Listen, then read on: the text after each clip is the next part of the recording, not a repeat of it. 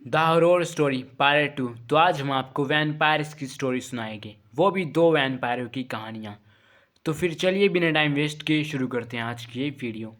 तो जो सबसे पहले वैम्पायर की स्टोरी है वो है पीटर द ब्लूड सकर।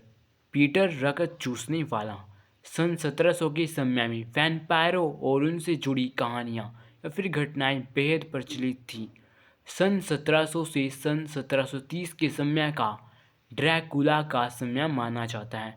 उन दिनों यूरोप और इंग्लैंड जैसी जगहों पर लोग वैम्पायर्स का नाम लेने से भी डरते थे। सन 1725 में किसी लोया सबिया नाम की जगह पर एक किसान था जिसका नाम पीटर था। उसकी मौत हो गई, लेकिन पीटर की मौत के कुछ ही दिनों बाद कुछ ऐसा घटित हुआ जिसे देखकर लोगों के रोंगटे खड़े हो गए। मौत के 3 दिनों के बाद पीटर अपने 10 साल के बेटे के पास आया और अपने बेटे से कुछ खाने के लिए मांगा। उसके बेटे ने पीटर को खाना दे दिया और पीटर वहां से चला गया। लेकिन अगले दिन पीटर फिर से अपने बेटे के पास आया खाना मांगने, लेकिन इस बार उसके बेटे ने पीटर को खाना देने से इनकार कर दिया। अगली सुबह पीटर का बेटा मृत अवस्था में पाया गया। उसके शव को देखकर साफ पता चल रहा था कि उस बच्ची के शरीर में खून की एक बूंद भी नहीं थी, क्योंकि उस बच्चे का शरीर पूरी तरह से सफ़ेद पड़ चुका था और उसकी आंखें खुली हुई थी, जिन्हें देखकर लग रहा था मानो बच्चे ने मरते समय कोई बेहद खतरनाक चीज़ देख लिया हो। उस बच्चे की डेड बॉडी में सबसे ज़्यादा विचित्र बात यह थी कि बच्चे की गर्दन की दाहिनी ओर पिछले भाग पूरी तरह से घायल था।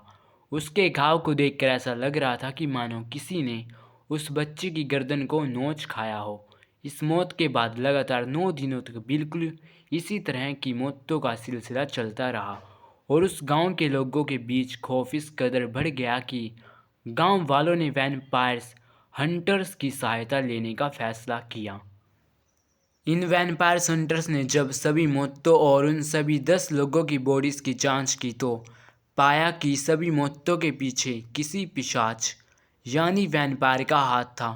उन्होंने जब पीटर की कब्र को खोद कर देखा तो वहां मौजूद सभी लोग हैरत में पड़ गए।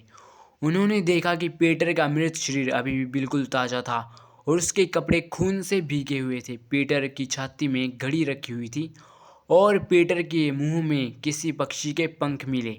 पीटर की लाश को उसकी कब्र से निकालकर आग में जला दिया गया और उसकी लाश को पास के एक चर्च के सामने दफना दिया गया ताकि पीटर का पिशाच फिर से ना जाग जाए। इसके बाद पीटर को दोबारा कभी नहीं देखा गया, लेकिन पीटर की छाती में वह घड़ी और मुंह में पक्षी का पंख कहाँ से आया, इसे कोई नहीं सुलझा पाया। या फिर पीटर पर किसी प्रकार का अनुष्ठान करके उसे वैम्पायर बनाया गया। इस सवाल का जवाब पीटर की लाश के साथ हमेशा के लिए ज़मीन में दफन हो गया। तो हमारी दूसरी वैम्पायर की कहानी है एलिजाबेथ बैथोरी। एलिजाबेथ बैथोरी को द ब्लूड काउंटेस के नाम से भी जाना जाता है। उसने 21 अगस्त 1814 तक हंगरी पर राज किया। एलिजाबेथ को इतिहास में सबसे क्रूर महिलाओं में से एक माना जाता है, जिसके चलते गाइनेस वर्ल्ड रिकॉर्ड में सबसे ज़्यादा कत्ल करने वाली महिलाओं में एलिजाबेथ का नाम दर्ज है।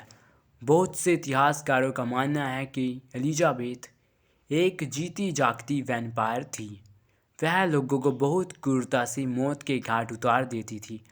लोगों को मारने के लिए वह नए नए तरीके अपनाती थी, जिससे मरने वालों को अधिक से अधिक तकलीफ पहुँचे।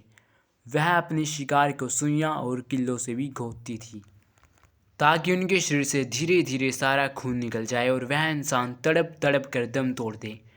इसके अलावा वह लोगों को निर्वस्त्र करके बाहर ठंड में छोड़ देती थी जब तक उनका शरीर ठंड की वजह से जम नहीं जाता था। यही नहीं, एलिजाबेथ काला जादू करने में भी माहिर थी। 10-14 साल की लड़कियों को मारकर उनके खून से स्नान करती थी। उसका मानना था कि 10 से 14 साल की लड़कियों के खून से स्नान करने से उसका सौंदर्य बरकरार रहेगा।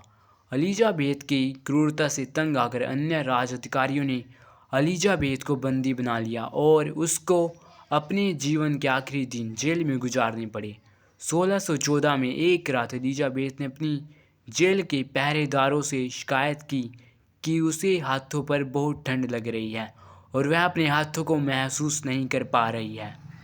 एलिजाबेथ ने पहरेदारों को बताया कि उसे ऐसा लग रहा है कि उसका पूरा शरीर आग की चपेट में है।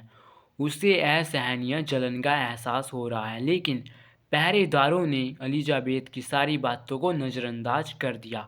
अगली सुबह एलिजाबेथ को जेल में मृत पाया गया। एलिजाबेथ की मौत के बाद उसे एक कॉफिन में रखा गया और उसे दफनाने के लिए ले जाया गया, लेकिन दफनाते समय जब कॉफिन को खोला गया तो सबके होश उड़ गए, क्योंकि कॉफिन में से एलिजाबेथ की लाश गायब हो चुकी थी।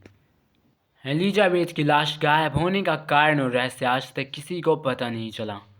तो अगर आपको वैम्पायर्स की कहानी अच्छी लगी हो तो उसको सब्सक्राइब करना ना भूलें और इसकी बेल आइकन को भी दबा लें ताकि आप तक हमारी नेक्स्ट वीडियो की नोटिफिकेशन आसानी से पहुंच जाए और आप उसको आसानी से देख सकें।